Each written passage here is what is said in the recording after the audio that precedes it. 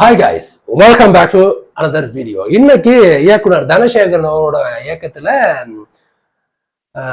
Vijay Antony and Ria Suman and Gautham Vasudev Menon and இவங்களோட சரண்ராஜ் அவங்களோட இயக்கத்துல இவங்களோட நடிப்புல இன்னைக்கு தியேட்டர்ல ரிலீஸ் ஆயிருக்க ஹிட்லர் அப்படிங்கிற ஒரு படத்தை பத்தி நம்ம இந்த வீடியோல பார்க்க போறோம். அண்ட் இயக்குனர் தனசேகரன் அப்படிங்கும்போது இதுக்கு முன்னாடி படை வீரன், அதுக்கப்புறம் வானம் கொட்டட்டும் அப்படிங்கிற இந்த 2 படங்களை இயக்கின இயக்குனர் அந்த படத்தோட இயக்குனர்களும் கூட.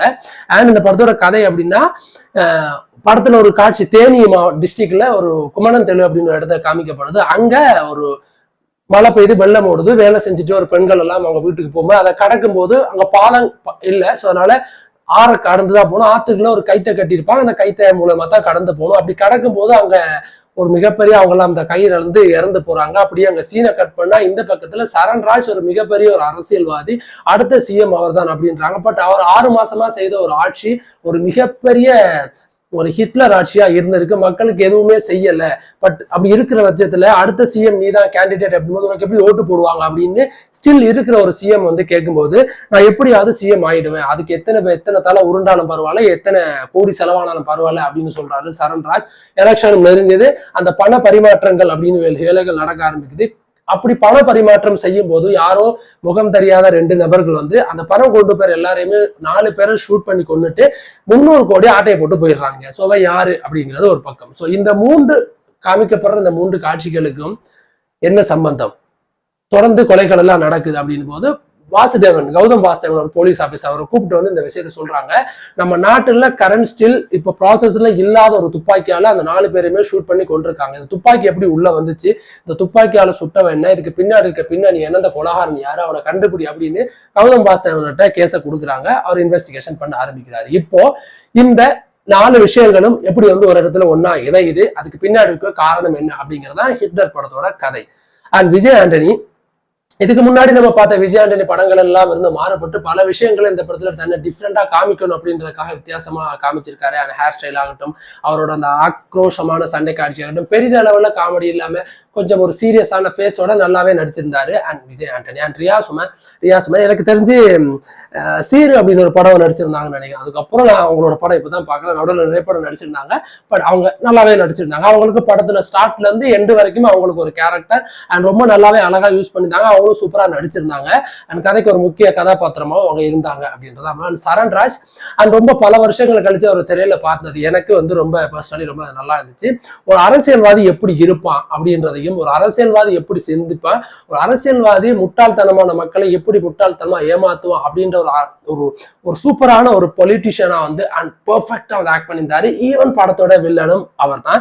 காணாம போன அந்த 300-400 கோடியும் சொந்தக்காரரும் இவர் தான். ஸோ அப்படி இருக்கப்போ அவரோட வில்லத்தனம் அண்ட் காமெடி அண்ட் ஒரு அரசியல்வாதியான காலத்தை எப்படி இருப்பான் அப்படின்றத அண்ட் பயங்கரமா வந்து ஆக்ட் பண்ணியிருந்தாரு. ரொம்பவே பிடிச்சிருந்துச்சு. அண்ட் கௌதம் மேனன் அவர்கள் அண்ட் படத்துல அவர் தான் வில்லனா இருப்பான் அப்படின்னு நான் நினைச்சு போய் பார்த்தப்போ இல்லை, அவர் வில்லன், அவரோட போலீஸ் ஆபீசர்.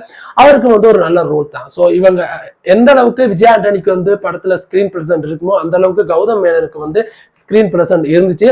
அண்ட் அவருக்கு கொடுக்கப்பட்ட பல இடங்கள்ல வந்து பயங்கரமா ஸ்கோர் பண்ணியிருந்தாரு. அவர் இன்வெஸ்டிகேஷன் பண்ற விதமாகட்டும், அவருக்கு ஃபைட் சீக்வன்ஸ் இருக்கு அப்படின்னு பல இடங்கள்ல வந்து விஜய் ஆண்டனிக்கு ஈக்குவலா அவரோட மதிப்பெண்களையும் அவர் வந்து கூட்டிக்கிட்டாரு அப்படின்றதான் உண்மை. அண்ட் அந்த இசை அப்படின்னு நம்ம சொல்லி ஆகணும். And music and moving so ரொம்ப நல்லா இருந்துச்சு படத்தோட மியூசிக் எல்லாமே. அண்ட் பேக்ரவுண்ட்ல ஓடுற மியூசிக் வந்து ஒரு விறுவிறுப்பான காட்சிக்கும் ஒரு மாதிரி திக்கான மியூசிக் வந்து ரொம்ப அழகா வந்து கொரியோகிராஃபி பண்ணியிருந்தாங்க அப்படின்றதான் உண்மை. அண்ட் படத்தோட ஒரு பெரிய பிளஸ்ஸா நான் பார்த்தது என்னன்னா, படம் ஸ்டார்டிங் நம்ம எங்க போகணும் அப்படின்றத அவங்க வந்து முடிவு பண்ணி நம்ம அதுக்குள்ள டிராவல் பண்ண வைக்கிறாங்க. பட் கொஞ்சமா தான் அந்த கியரை வந்து அவங்க இன்க்ரீஸ் பண்றாங்க அண்ட் ஆக்சிலேட்டர் கொடுக்குறாங்க. எடுத்தோன்னு டாப் கியர்ல போடாம கொஞ்சமா அவங்க எடுத்துட்டு போயிட்டு எப்படி இன்டர்மிஷன்ல வந்து நமக்கு ஒரு கூஸ் பம்ப்ஸை கொடுத்து கட் பண்ணினாங்களோ அந்த கூஸ் பம்ப்ஸோட படத்தை ஸ்டார்ட் பண்ணி அண்ட் எண்ட்லயும் முடிச்சும் இருப்பாங்க. ஒரு நல்லாவே இருந்துச்சு அப்படின்றதான் உண்மை.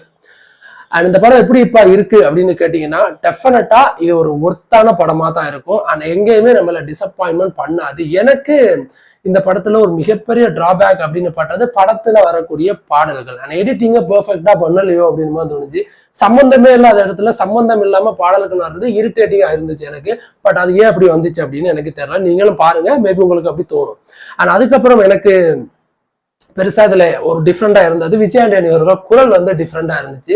மேபி இந்த ஆக்சிடென்ட்க்கு அப்புறம் ஒரு குரல் மாறிடுச்சா இல்ல என்ன அப்படின்னு தெரியல, அதுவும் ஒரு டிஃப்ரெண்டாவே இருந்துச்சு. அண்ட் ஓவர் பேக்கேஜா அந்த படம் அப்படின்னு பார்க்கும்போது ஒரு பெர்ஃபெக்ட் ஒரு ஒர்த்தான ஒரு நல்ல ஒரு படம் அப்படின்றதுல எந்த ஒரு உறுப்பு இல்லை. படத்தோட கிளைமேக்ஸ் வந்து டெஃபினட்டாவே வந்து நல்லா இருந்துச்சுங்க. அண்ட் அப்படிதான் கிளைமேக்ஸ் இருக்கும் அப்படின்னு நம்ம எதிர்பார்க்காத ஒரு கிளைமேக்ஸா இருந்துச்சா, நீங்க நினைக்கிற மாதிரி நார்மல் ட்விஸ்ட், பட் இந்த படம் வந்து இருந்துச்சு. அந்த படத்தோட எண்டிங்ல சொல்ற ஒரு விஷயமும் ரொம்பவே டிஃப்ரெண்டா இருந்துச்சு. அதுவும் உண்மைதான். ஸோ நம்ம எந்த மாதிரியான ஆயுதம் எடுக்கணும் அப்படிங்கிறத வந்து நம்ம எதிரி தான் முடிவு பண்ணணும் அப்படிங்கிறதான். ஸோ படத்துல நான் ஸ்டார்டிங்ல சொன்ன அந்த கதைகள் 4 விஷயத்துக்கும் அண்ட் விஜய் ஆண்டனி வந்து எப்படி கனெக்ட் ஆகிறாரு அப்படின்றத வந்து ரொம்ப அழகாவே வந்து திரைக்கதை மூலமா வந்து கனெக்ட் பண்ணியிருப்பாங்க. அது எல்லாமே சுவாரஸ்யம் தான். ஸோ மறக்காம இந்த படத்தை நீங்க தியேட்டர்ஸ்ல போய் பார்த்து என்ஜாய் பண்ணலாம். அண்ட் எங்கேயுமே உங்களை டிசப்பாயின்ட் பண்ணாத ஃபேமிலிஸோட இந்த படத்தை நீங்க பார்க்கறதுக்கு ஒரு ஒர்த்தான படம். அண்ட் அடுத்து நல்ல ஒரு மூவி ரிவ்யூஸோட வந்து நான் மறுபடியும் உங்களை சந்திக்கிறேன். அது வரைக்கும் தேங்க்யூ கைஸ்.